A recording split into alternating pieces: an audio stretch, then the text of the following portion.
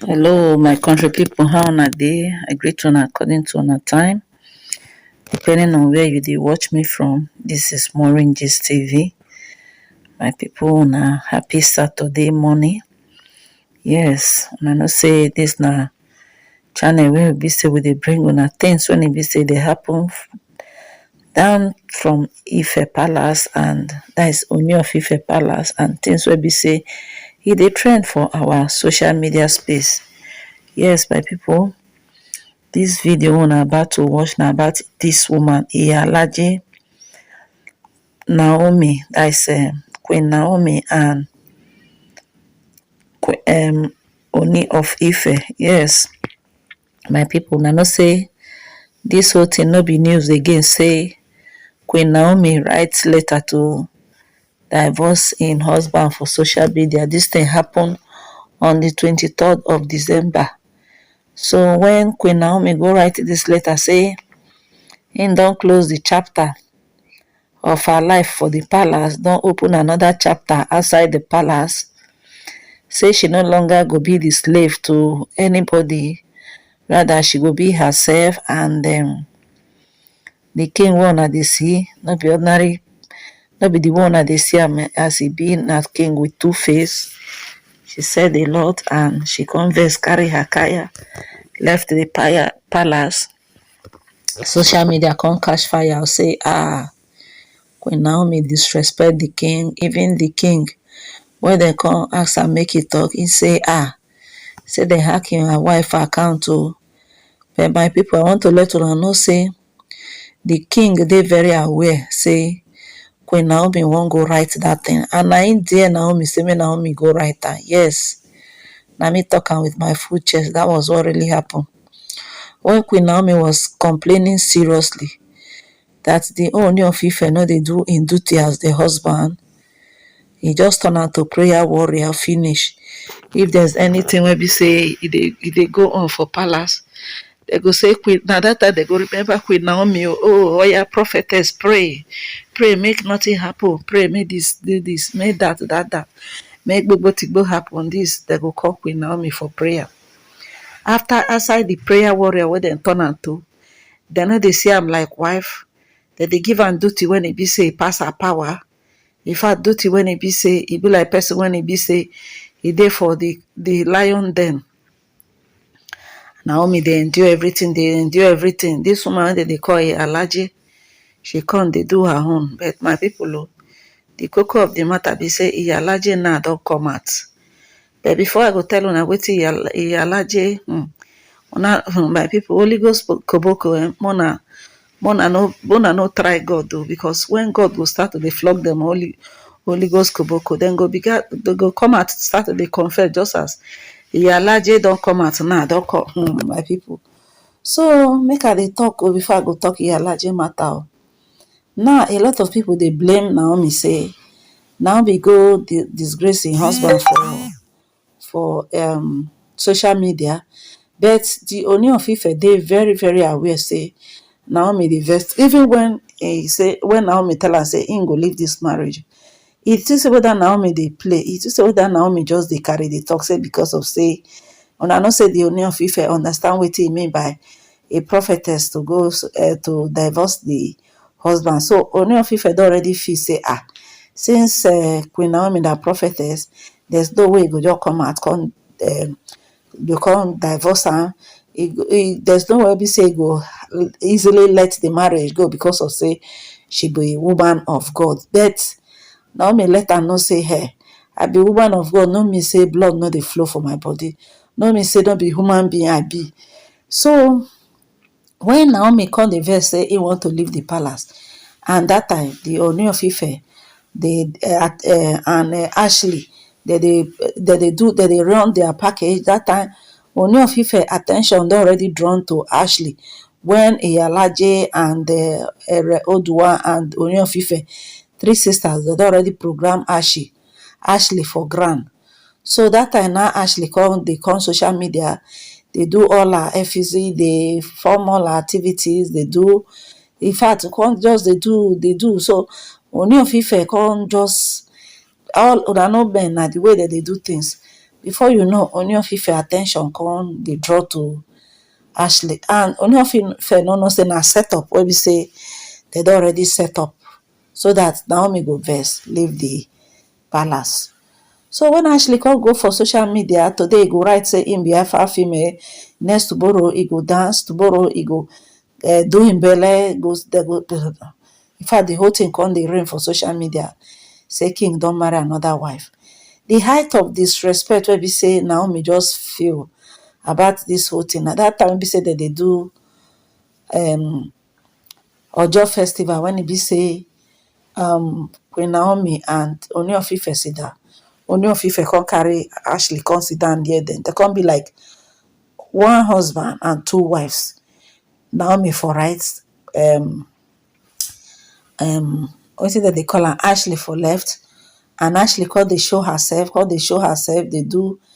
Even when Naomi come stand up to go spray money, na so Ashley come out, come do her own. Chey, plus social media, the thing come dey reign. The thing come dey make Naomi dey feel very, very uncomfortable. They come dey say, this Queen Naomi too jealous. Say she dey jealous well, say wetin, whether they no whether Queen Naomi no know say na king dey marry.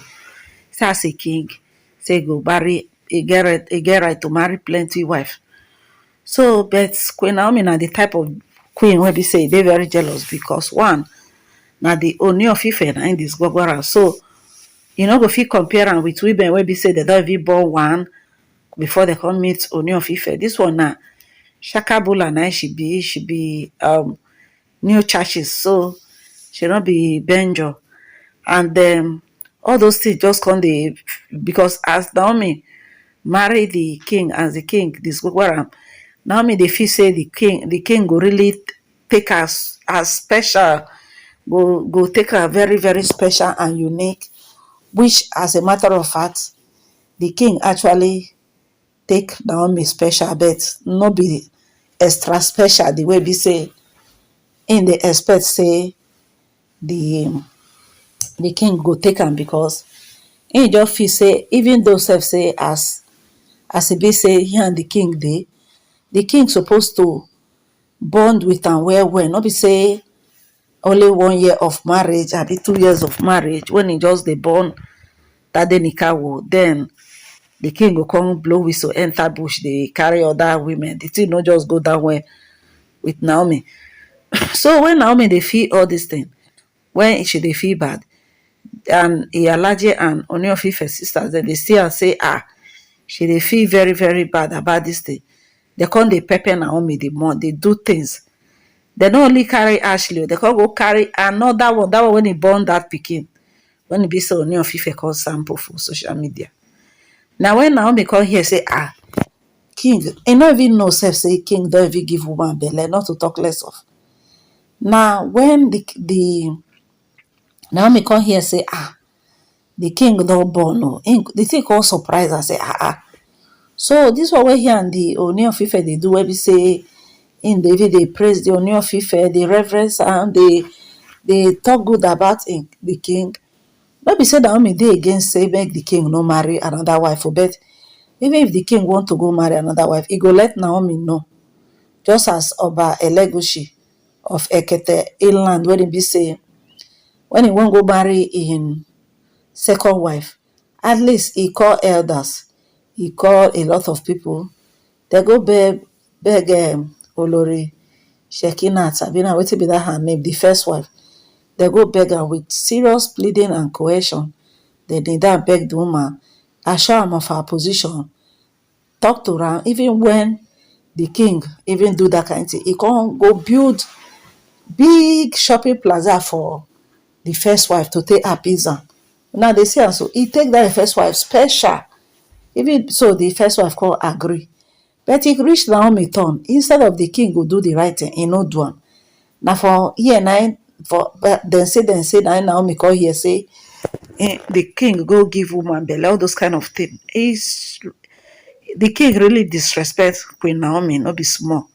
When they say he disrespect Naomi, he really disrespect Naomi. More forget say in a king, in get plenty, in get if he marry plenty wife. Even if he fit marry plenty wife, not be the way he's supposed to go about this whole thing. Now, my people, the main thing will be say it happen now be say una see Iyalaje according to wetin we hear say Holy Ghost Koboko don dey fire am for where e dey sotey e no dey comfortable again. E don cry out o, e say make Queen Naomi forgive am. Say make Queen Naomi forgive am. Una know say people don already dey blast Iyalaje. Dem don blast am well well say na she be the architect when e be say e construct this whole thing when e happen for Ife palace wey make Queen Naomi leave the palace. So Iyalaje na don come out o, don come dey beg the queen say make queen forgive am o, make queen forgive am, but say as im dey na guilty conscience dey worry her according to wetin people talk. Dem say e don come meet Ooni of Ife. He don tell Ooni of Ife say im hand no dey, make e go carry Queen Naomi come back for palace. So una know say a lot of people don dey accuse am say he and Ooni of Ife dey run things together, say im don dey kerewa the Ooni of Ife, especially of recent wey be say if Ooni of Ife dey go somewhere, na Iyalaje and Ooni of Ife dey waka together. Two of them dey go Prophetess Esther Ajayi church go do thanksgiving. People come dey say, like, seriously, wetin dey sup, wetin dey happen? Why Iyalaje go dey follow Ooni of Ife for nyash dey waka? And then you know say this whole thing dey very very sensitive. This period wey dey be say the king no dey with any wife, when e be say the king wife run leave am. Say why Iyalaje no go dey very very sensitive about this whole thing? Why im dey follow Ooni of Ife dey waka up and down? So my people, a lot of people come dey believe say yes, Iyalaje know wetin dey sup. Iyalaje get hand for these things wey be say dey happen for Ooni of Ife palace. Why e be say man when e be say king wey be say im wife run leave, why e be say im dey very very comfortable, shame no dey catch am? If Ooni of Ife dey go for occasion, na she go wear her cap gegerege as per Iyalaje wey she be, she go come dey follow Ooni of Ife. We come hear say e even get a standby house when e be say room when e be say im don copy take for palace. Say if e dey for palace, maybe night come reach am, im no wan go, im go come sleep for palace. People come dey suspect am, dey do cho, dey talk somehow. So e be like say a lot of people now don dey draw Iyalaje attention to this whole thing when e dey go on, and shame don dey catch Iyalaje because a lot of people dey cause am say Iyalaje where she be no be for market she supposed to dey do her Iyalaje, whether her own Iyalaje na for the Ooni of Ife palace. Now some people say here and Ooni of Ife e get some kind business where two of them dey run, underground business where be say two of them dey run. According to gist wey be say e filter into our ear with the Amebo group of company, we hear say the Iyalaje na woman wey be say e get money where e dey do some kind business, underground business wey be say Ooni of Ife dey benefit from, and before you know, the thing come make two of them come dey close. Now wey be say Queen Naomi no dey palace again, people just believe say yes, the Iyalaje, because he dey silent over this Naomi leaving the palace, say so he dey very very silent about this whole thing. And when Queen Naomi leave the palace, na gossip e dey call gossip Queen Naomi. Even the Ooni of Ife go don hear that audio tape wey be say e rain that time wey be say Iyalaje come dey say Naomi, anytime when Naomi get belle, na e go run leave palace. Who know whether Naomi don get another belle? Apart from that, e come talk say Queen Naomi own too much. Say because of say the Ooni of Ife, even judge the Ooni of Ife for the matter. He say Ooni of Ife don see virgin, we quick run go marry am because of say Queen Naomi na virgin and na prophetess. Now see wetin virgin and prophetess don do am. So he talk so many things. So this audio come leak. A lot of people come dey surprise say as Ooni of Ife go don maybe go don hear the thing, or if he never hear, who know? Say he go come dey take one eye, or he go distance himself from Iyalaje for where rather their relationship come dey strong the more kokoroko.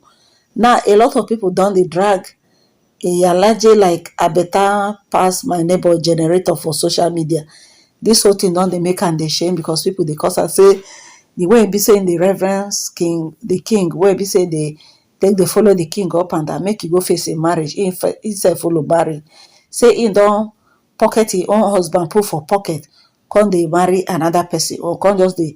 So now Iyalaje don come out to come apologize give Naomi, say make Queen Naomi forgive her, say im hand no dey for wetin dey happen, or say the way people dey talk for social media, so no be exactly what happen, or say im hand no dey. Say make the king go bring him wife back and his son, say im hand no dey. Na people say na im suppose to dey talk.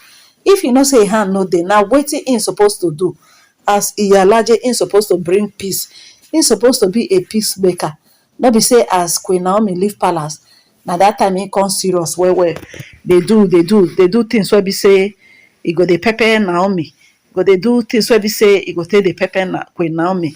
The king sisters dem do birthday, e carry their picture, e carry one of the picture put, dey celebrate the Ooni of Ife sister. Ooni of Ife, the pikin when e born for away match, e carry im picture. Ooni of Ife put only one picture, Iyalaje put 5. Just take am make e just take dey pepper Naomi. Okay, now Naomi did birthday, Iyalaje no even ask Naomi wetin Naomi carry, e no even celebrate Naomi. Una dey see am so she dey very very partial. Now because of say Adeola wey be say na the king daughter, when Naomi celebrate birthday, na so he wish Naomi happy birthday, salute am for social media, everything. Now Adeola wey be the king daughter celebrate birthday, Iyalaje no celebrate Adeola. Una dey see am so, make una dey see the way the whole thing dey go. And the king no celebrate Adeola, which is the first daughter. Unlike the king wey be say anytime wey be say im daughter dey celebrate birthday, he go celebrate im daughter for social media. Now a lot of people dey say they understand why the king no wan celebrate im daughter. No be say he no love im daughter, but because of the mother of the daughter, that time when be say the king celebrate im daughter, he come drag the daughter for, and he come drag the king for social media, say the king dey come out, dey come celebrate im daughter, say he take care of im daughter when he be 19 years. So whether no be after 10 years wey be say dem born the girl, now he come take care of the daughter. So all those things come no go down well with the king. And the king, with Adeola grandfather, which is the mother to the father, was not really happy, come rebuke in daughter, say no, say the king don't do them any bad thing, the king has been good to them. Why he go talk that kind thing? Say the person where they talk about Adeola, now grown up girl of 28 years, say they should wish her well. Now girl where don't reach to marry, no be now they'll come the dragon for social media like I better pass my neighbor generator. So I think the thing didn't go down well with the king. That is why the king decided to be silent. Before he go talk one thing, now Adeola mama go bounce on now. So the king want to mind in business.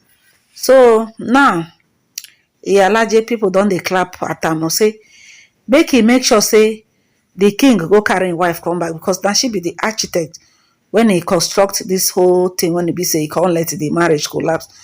Say everybody is looking at her to make sure say he reconcile the king and his wife, because so long as Naomi go continue to remain for stay outside the palace with him son, say people no go use better eye they look am.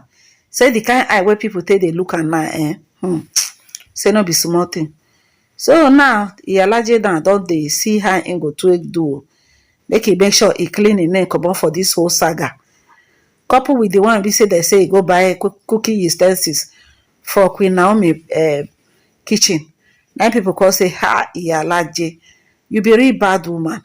Wetin go make you know say this woman live in home out of annoyance, quarrel day. You can't go the comfortable, they buy cooking utensils, they put as per Naomi no sabi take care of a home, I be waiting. wetin you wan take dat thing mean? So now my people oh, my ogbonge country people, na dis one I say make I carry come, na the latest one be dis. How una see dis whole matter? Make una leave una comment for comment section. Una bye.